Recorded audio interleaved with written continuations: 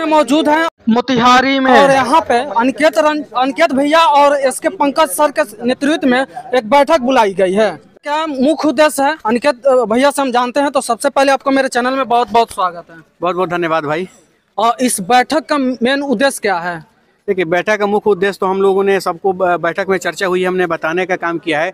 यह एक टीम बदलो बिहार का निर्माण आज हुआ है और यह टीम मनीष कश्यप पर जो फर्जी एनएसए लगा है उसके खिलाफ लड़ने का ही काम करेगी और सबसे बड़ी चीज़ उसको हटवाने का भी काम करेगी।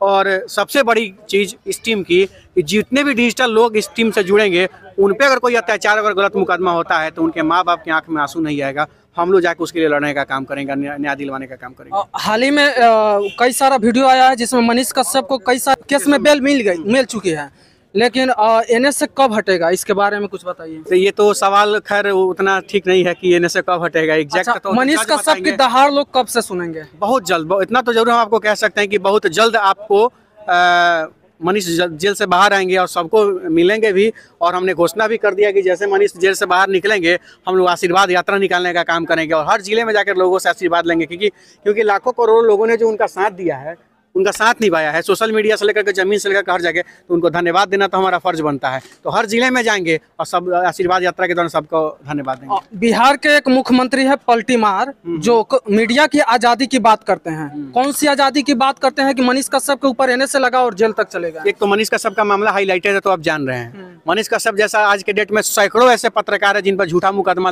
डालकर और सिर्फ इसलिए उनको फंसा के जेल भेज दिया जाता है क्योंकि वो सत्ता में बैठे हुए लोगों से सवाल कर देते हैं, भ्रष्ट पदाधिकारियों से घूस के बारे में चर्चा कर देते हैं तो और भ्रष्टाचार दिखाने का काम करते हैं, उस पर झूठा मुकदमा किया जाता है और उनको जेल भेज दिया जाता है। तो ऐसे सरकार के लोग अगर पत्रकारों के अगर मतलब ये आज़ादी की बात करते हैं तो ये बड़ा बड़ा मजाक लगता है। और दूसरी सवाल है इसी में नीतीश कुमार का कि उन्होंने तो आज़ादी की बात कर दी, लेकिन अगर आप सरकारी स्कूलों में जा करके वीडियो बनाएंगे, उसकी व्यवस्था को दिखाएंगे तो वहाँ से टीचर लोग हटिया देते हैं और परमिशन मांगने लगते हैं। सारा आज़ादी आपका निकाल देगा लोग। वो कैसे आज़ादी? कैसे? अब लाइए धकिया, आप ही ना बोल रहे हैं कि धकिया का निकाल देता है, तो आज़ादी ना निकाल दिए हूँ।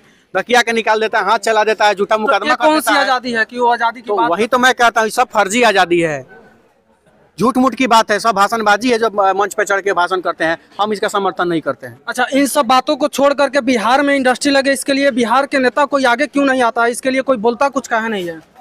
किसी एक विधायक का नाम बताइए जो विधानसभा में विधानसभा अध्यक्ष के महोदय के सामने जाकर कहा होगा कि ये प्रोजेक्ट है जिसके तहत अगर इस पर सरकार ध्यान देती है तो हमारे क्षेत्र के 4000, 5000, 10,000 नौजवानों को रोजगार मिल जाएगा। ऐसा कहते हुए किसी विधायक का वीडियो देखे हैं? नहीं सुने हैं। नहीं सुने हैं, न सुनिएगा, क्योंकि वो ऐसा विधायक बन के जाता है, कुछ ऐसा विधायक जब बन के जाता है जिसको 30% और 35% से ज़्यादा समझ में नहीं आता है। नाला में 30%, सड़क पे 30%, भवन में 30%, उद्योग में अस्पताल में 30%, हर मामले में 30 से 35% उनको समझ में आता है उन विधायक को। और विधायक बनते ही है 30 से 35% के लिए। They have no idea that how to create such type of environment for in their areas for the student and for the youth. They have no plan. They have planless. उन लोगों के पास प्लान ही नहीं रहता है कि क्षेत्र के नौजवानों के लिए क्या किया जाए, क्या उपाय लगाया जाए। अरे विधायक का मतलब क्या होता है?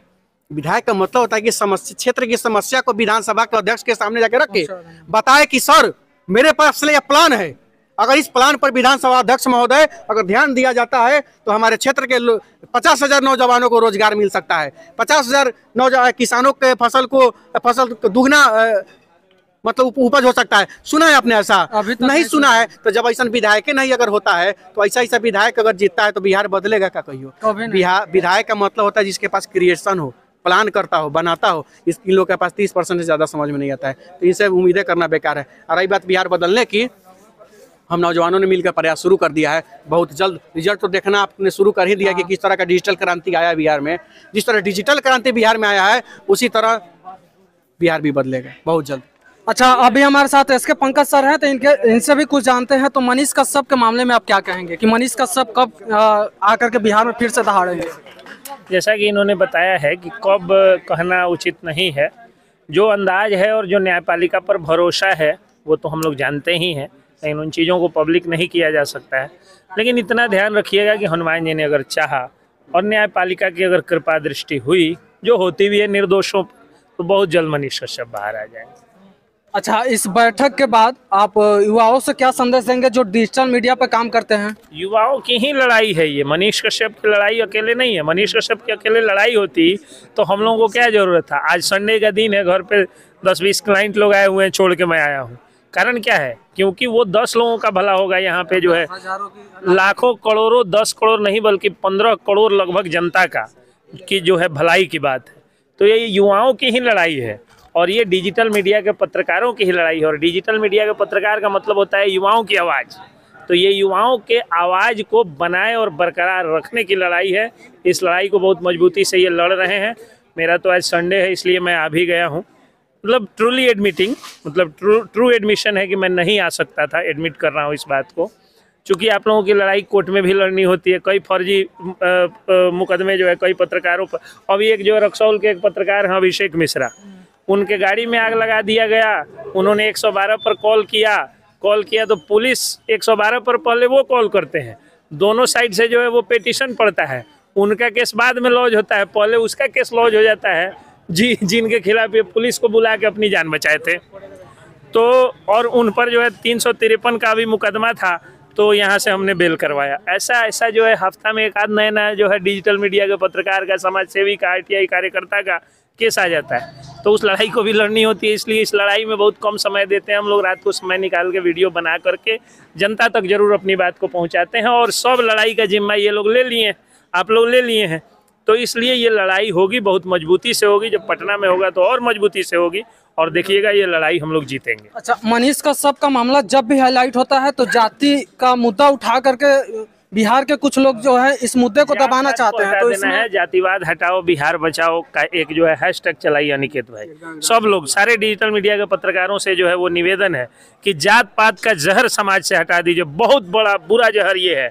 ये जात पात का जहर ऐसा है कि सालों भर 5 साल तक भ्रष्टाचार करता है नेता और अंतिम में अपना जात दिखा के चुनाव जीत जाता है, जबकि सबसे ज्यादा अपने जात को जुतियाने का काम करता है जिसको उसका जात जिताता है। आप जिताते हैं, आपको वो जुतियाता है, फिर आपके जात का नेता कैसे हो गया वो? तो जातिवादी नेताओं का ही बहिष्कार कर दीजिए, जात पात का बहिष्कार कर दीजिए। लोग आपसे पूछे आप कौन जाते हैं, कहिए हम सनातनी हैं। सनातनी में हिंदू भी आ गया, मुसलमान भी आ गया, सिख भी आ गया, ईसाई भी आ गया और बैकवर्ड भी आ गया, फॉरवर्ड भी आ गया, दलित ब्राह्मण क्षत्रिय वैश्य सभी लोग आ जाते हैं। आप सीधे कहिए हम सनातनी हैं, बात समाप्त हो जाएगी। और बाकी मनीष कश्यप से जुड़ी तमाम अपडेट पाने के लिए आप हमारे साथ जुड़े रहे। तब तक के लिए जय हिंद।